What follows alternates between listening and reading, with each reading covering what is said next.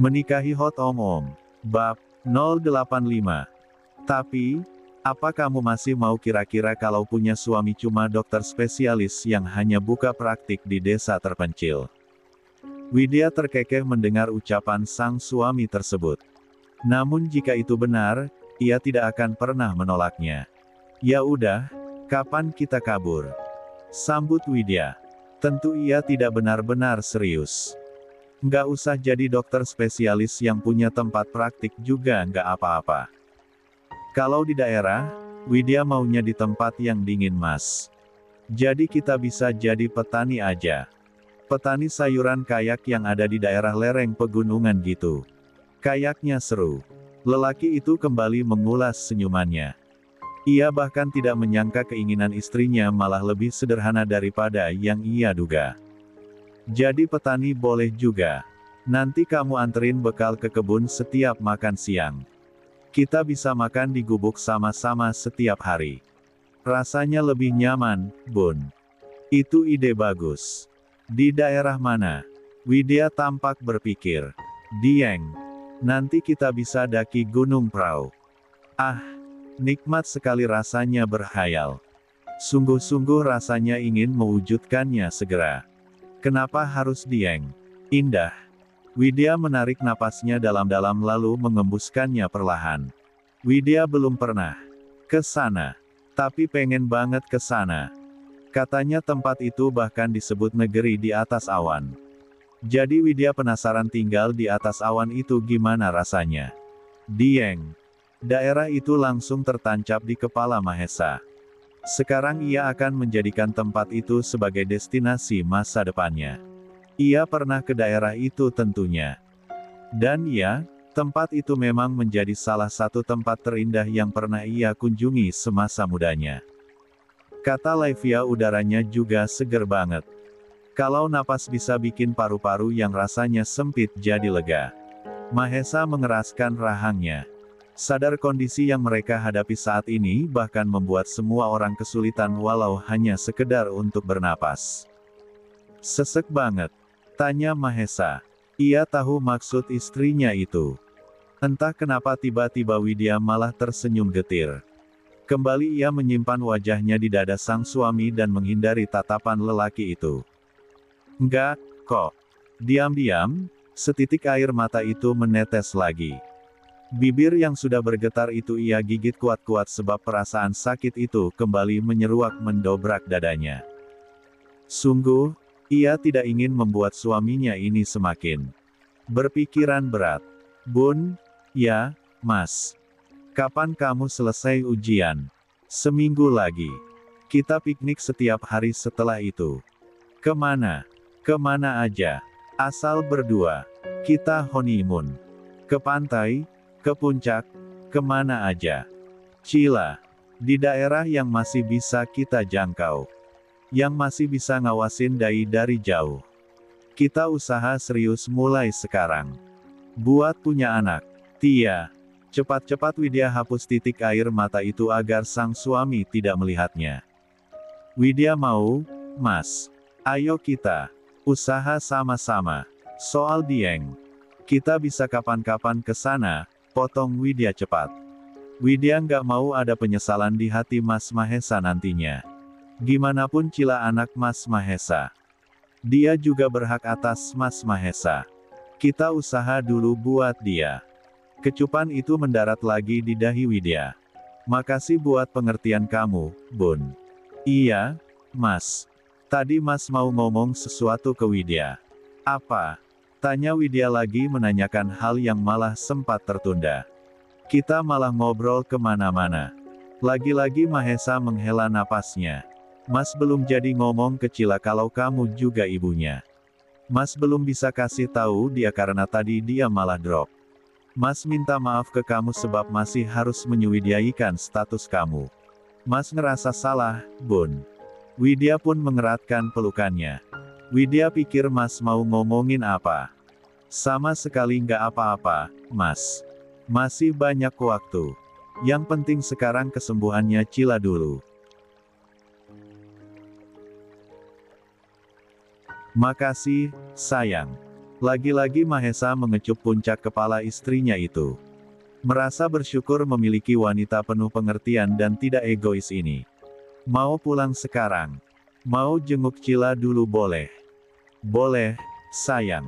Mahesa kecup sekali lagi kening istrinya tersebut. Kemudian ia bawa perempuan cantik itu untuk menjenguk putrinya yang saat ini kondisinya sudah kembali membaik. Eyang, Cila mau es krim. Kapan-kapan kita jalan-jalan sama-sama, ya, Eyang.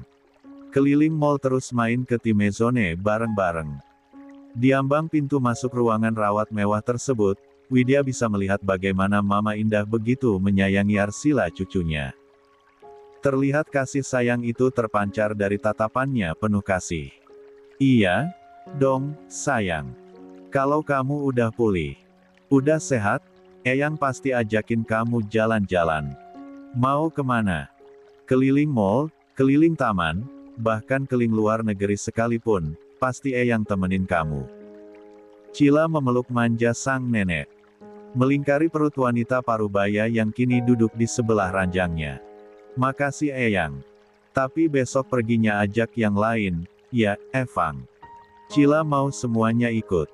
Eyang Kakung, Eyang Buyut, Mbak Laivia, Mas Bagas, Bude Anggi, Bunde Ranti, semua Eyang. Terutama Mama sama Papa Cila. Cila mau semua keluarga Cila kumpul sama-sama. Main bareng, tamasya bareng. Pokoknya semua sama-sama Eyang. Jingga, yang mendengar penuturan putri semata wayangnya itu hanya bisa tersenyum getir. Harapannya adalah hanya ingin bahagia bersama keluarganya dengan utuh. Mungkin semua itu bisa didapatkannya, namun tidak dengan ayah dan ibunya yang rasanya tidak mungkin lagi bersatu. Pasti. Mama sama papa kamu wajib ikut dong kalau kita semua jalan-jalan. Masa ditinggal? Nanti nangis. Cila tertawa renyah khas anak kecil. Bahkan Widya yang melihatnya dari kejauhan bisa ikut tersenyum melihat kebahagiaan gadis kecil itu. Cila. Anak itu sepertinya sangat bahagia dikelilingi oleh orang-orang yang menyayanginya. Ya, tentu saja, siapa yang tidak ingin disayangi? Siapa yang tidak ingin dikasihi? Semua orang pasti menginginkan hal itu. Lia, Eyang, Mama emang suka nangis. Apalagi kalau udah lihat Cila mimisan. Pasti udah nangis duluan. Padahal Cilanya nggak apa-apa. Nggak ngerasa sakit. Tapi Mama udah panik. Apalagi kalau kita tinggalin. Pasti nangisnya lebih kenceng. Hihihi. Cila dan Mama Indah melirik ke arah Jingga yang duduk di kursi sebelah kanan ranjang Cila. Perempuan cantik itu tampak mengulas senyum hangatnya. Mama nggak mau dong, ditinggalin sendirian, sayang. Kemanapun kamu pergi, Mama akan ikut.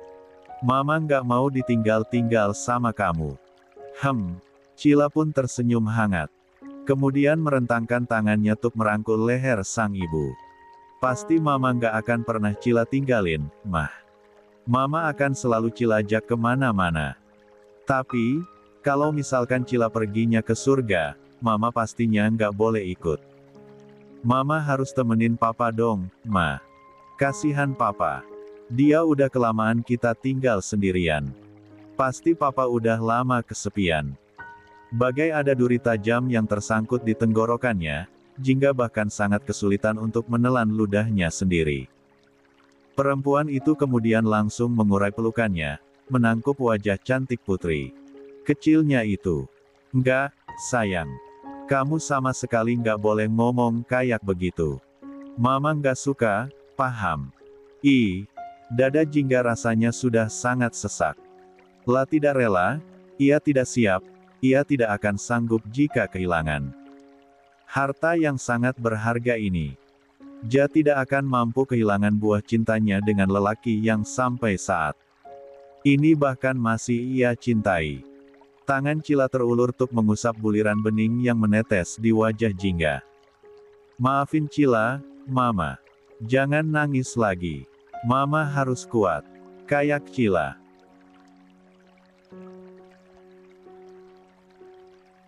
Cila kuat, kan, Ma? Sekali lagi, susah sekali rasanya air liur itu untuk Jingga telan. Rasanya ada penghalang.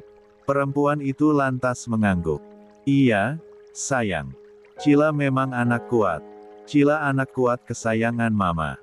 Anak hebat kebanggaan Mama. Untuk itu Cila harus sehat terus buat temenin Mama. Mama nggak mau jauh-jauh dari Cila. Ya. Sekali lagi Cila merangkul leher ibunya dan memeluknya dengan erat. Kepalanya mengangguk pelan. Iya, Mama. Cila juga nggak mau jauh-jauh dari Mama. Mendengarkan ucapan ibu dan anak itu, Widya yang masih berdiri di tempatnya bahkan ikut meneteskan air matanya. Ia sungguh tidak tega. Mahesa yang melihat istrinya itu terbawa suasana langsung menggenggam tangannya cepat-cepat. Lelaki itu tautkan jemari mereka berdua dan mengecup punggung tangannya di sana. Tidak disangka, pemandangan itu tertangkap oleh mata Cila yang sedang menatap lurus ke arah pintu. Papa, Buna. Jingga mengikuti arah pandang anaknya tersebut. Mendapati dua orang yang bahkan masih bergandengan tangan. Mendengar panggilan itu kontan membuat Widya melepaskan genggaman tangan Mahesa secara cepat. Lah tidak ingin membuat pikiran anak kecil itu bertambah berat. Sayang, ucap Widya segera melangkah mendekati Cila. Perempuan itu berdiri di samping Jingga yang masih duduk di tempatnya. Tidak lama kemudian, Mahesa pun juga melangkah mendekati anak dan istrinya di sana. Widya berusaha untuk bersikap biasa walau jantungnya rasanya ingin meledak. Cila jelas melihat bagaimana Mahesa mengecup punggung tangannya dengan mesra. Entah apa yang akan anak kecil itu pikirkan. Yang pasti ia tidak ingin hal itu terjadi. Apa kabar, sayang? Cila tidak menjawab. Pandangannya terpatri pada tangan Widya yang telah dikecup oleh bibir ayahnya. Jingga berdeham, menyentuh kedua lengan sang putri dengan tangannya. Sayang, Buna tanya kabar kamu. Barulah saat Jingga menyentuhnya, Cila mengarahkan pandangannya pada wajah Widya. Untuk beberapa saat ia amati wajah cantik itu, dan tidak lama kemudian ia mengalihkan pandangannya pada sang ayah. Yang kini tengah berdiri di sisi Mama Indah. Kenapa, sayang? Tanya Jingga heran. Ia jadi khawatir saat melihat wajah anaknya yang terlihat dingin dan murung. Cila masih saja membisu, sampai Anggi dan Ranti kini bahkan juga sudah datang dan masuk ke dalam ruangan mewah itu. Kakak beradik itu bahkan tampak heran melihat sepertinya ada ketenangan. Namun mereka masih mengamati Cila. Suara Ranti yang kini memecah keheningan. Perempuan itu kini mendekati sang keponakan. Ada apa, nak? Jantung Widya terasa didobrak kuat saat melihat mata sendu itu menyambar matanya seolah mengintimidasi. Ada rasa marah dan kecewa yang tergambar jelas di sana. Semua orang bahkan heran melihat keterdiaman Arsila. Terlebih saat melihat sorot mata anak perempuan Mahesa itu melemparkan tatap ke mata Widya tanpa putus. Sayang, kamu kenapa, nak? Mama Indah bahkan kini ikut khawatir. Lah tidak mengerti kenapa cucunya ini mendadak menjadi murung. Tidak seperti tadi yang terlihat bersemangat dan ceria. Cila, hei, cantik. Ranti bahkan kini ikut memanggil keponakannya itu agar mengalihkan atensinya. Namun nyatanya sama saja. Fokus Cila tetap berada pada perempuan cantik yang kini berdiri di sebelah ibunya. Kakakmu kenapa, sayang? Tanya Widya pada gadis kecil yang seolah menatapnya sambil memberi kode peringatan. Dan, satu kalimatnya membuat semua orang tercengang. Buna mau rebut papa aku dari mama. Dek, dek, dek. Cila, kamu ngomong apa, sayang? Ucap Jingga langsung berdiri dari duduknya. Perempuan itu langsung menyentuh wajah sang putri lekat-lekat. Nggak boleh seperti itu, nak. Pandangan semua orang langsung tertuju pada Arsila dan Widya. Di tempatnya, Widya sudah berdiri dengan kaki gemetaran. Mahesa sudah hendak merat tubuh Widya, namun Mama Indah memegangi tangan putranya itu.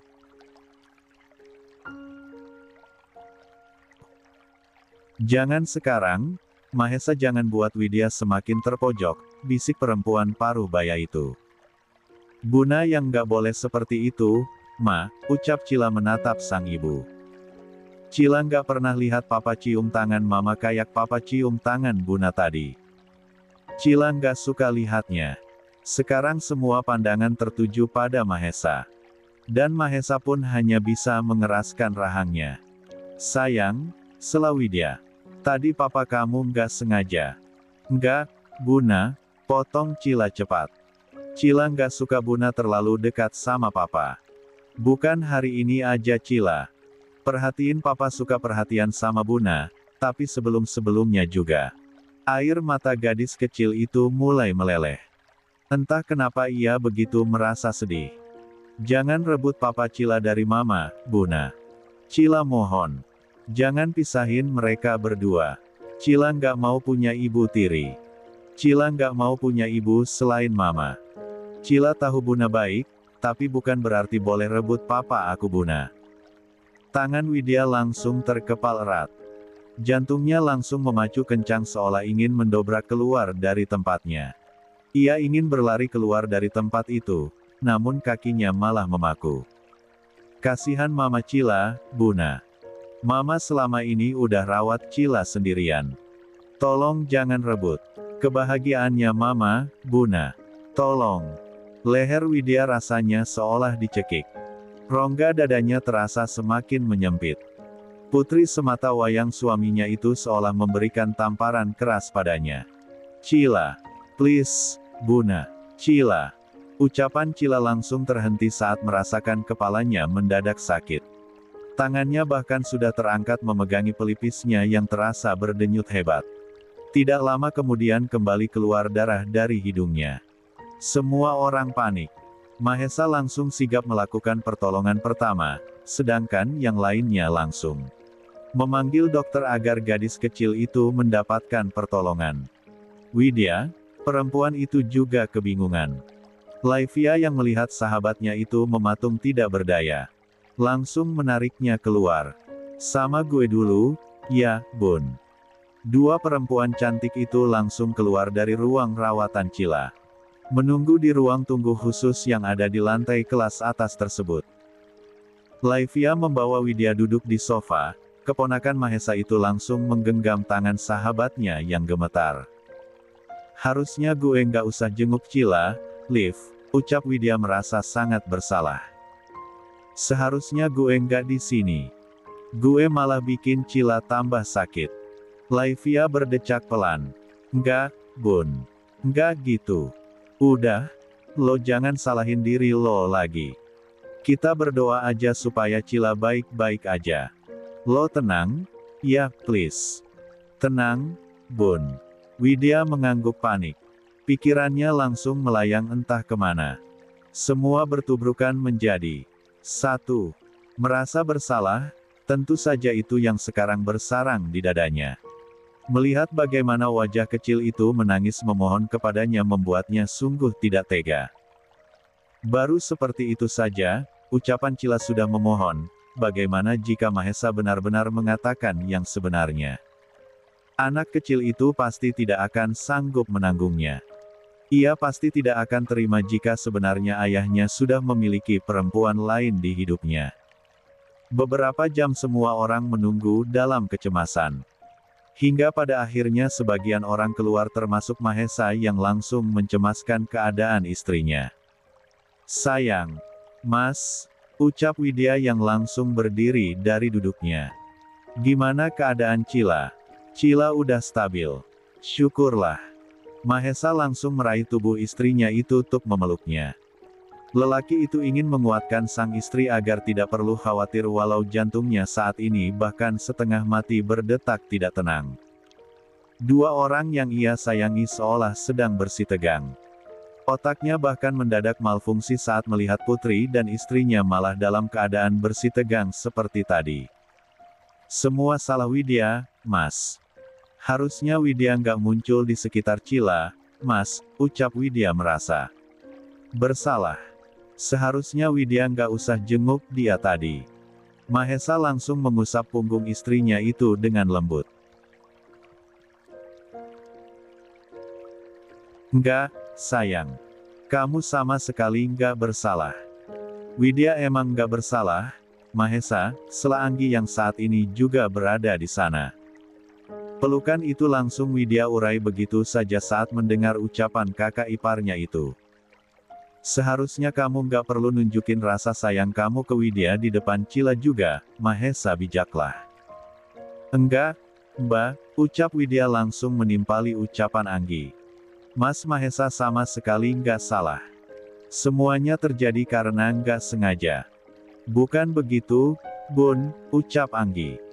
Maksud Mbak, kalian seharusnya nggak usah terlalu dekat kalau udah di area ruangan dia. Kita yang sehat yang harus ngerti kondisi yang sakit. Bahkan kita udah dewasa yang punya pikiran. Cila itu cuma anak kecil yang nggak tahu apa-apa. Dia bahkan udah didewasakan sama keadaannya yang nggak beruntung. Mengalah sedikit nggak ada salahnya. Entah kenapa Widya merasa tersindir oleh ucapan ibu kandung dari sahabatnya tersebut. Mbak harus ngomong berapa kali sih sama kamu, Mahesa, ucap Anggi yang langsung saja mengalihkan atensinya pada sang adik. Jaga perasaan anak kamu. Tahan diri kamu kalau udah di sini. Kalian bahkan masih bisa mesra-mesraan di rumah, kan? Tangan Widya Kontan saling meremas kuat. Ia benar-benar jadi merasa bersalah. Pikirannya terasa semakin berat. Ranti bahkan hanya bisa mendesahkan napasnya pelan. Udah, Nggi. Cila udah stabil lagi. Udah jangan dibahas lagi. Jangan nambah keruh suasana. Anggi langsung berdecak. Nggak bisa gitu, Mbak. Mahesa terlalu abai sama keselamatan anaknya sendiri. Mama bahkan udah nangis setiap hari lihat keadaan anak dia. Anggi nggak tega, Mbak. Cila itu bahkan masih terlalu kecil buat nanggung semua kesedihan itu. Dia cuma pengen mama sama papanya. Tapi kan keadaan nggak mihak sama dia. Anggi cuma minta Mahesa jangan terlalu dekat sama Widya kalau lagi di sini aja, Mbak. Bukannya ngelarang. Ibu Kansung dari Bagas itu kembali menghela napasnya. Iya, Nggi. Udah. Widya juga udah jelasin, kan, kalau itu nggak sengaja. Udah, jangan diperpanjang lagi. Yang udah-udah. Jangan diributin Kagi. Tapi kekesalan Anggi sudah menumpuk dari kemarin. Mbak bahkan bisa lihat sendiri anaknya bolak-balik drop. Tapi dia nggak bisa fokus sama anaknya dulu. Tangan Widya semakin terams erat. Ia merasa tersindir. Yang sehat masih bisa ngurusin dirinya sendiri. Nggak seperti yang lagi sakit nggak berdaya kayak gini. Gemuruh itu semakin menyerang dada Widya. Matanya bahkan sudah dipenuhi kaca-kaca bening yang siap meluncur membasahi pipi. Mbak, maafin Mas Mahesa. Maafin Widya, Mbak. Anggi langsung membawa pandangannya pada Widya. Kamu sama sekali nggak salah, Bun. Tapi kasih pengertian sama suami kamu itu biar ngerti. Mahesa yang sedari tadi sudah menahan diri langsung mencengkeram tangan istrinya untuk ia bawa pergi. Kita pulang, sayang. Nggak ada yang berhak ngintimidasi kita di sini. Mas, ucap Widya tidak enak hati pada sang suami. Apa, sayang? Jawab Mahesa lembut. Lelaki itu bahkan sempat mengecup punggung tangan istrinya itu penuh sayang. Nggak sopan rasanya ninggalin orang yang lebih tua masih ngomong. Saat ini Mahesa masih menggandeng Widya untuk melangkah menjauhi keluarganya. Ia tidak ingin wanita kesayangannya ini mendengarkan hal yang tidak-tidak yang mungkin bisa makin memperparah suasana hatinya. Kamu itu keras kepala, Mahesa, seru Anggi yang masih bisa didengar oleh Widya dan Mahesa. Nanti kamu bakal nyesel kalau ada hal buruk yang nimpa anak kamu. Mahesa tidak memperdulikan ucapan kakaknya itu. Bahkan sedang menahan diri untuk tidak berbalik dan malah bisa mengatakan hal yang mungkin saja akan membuat kakaknya itu bungkam selamanya.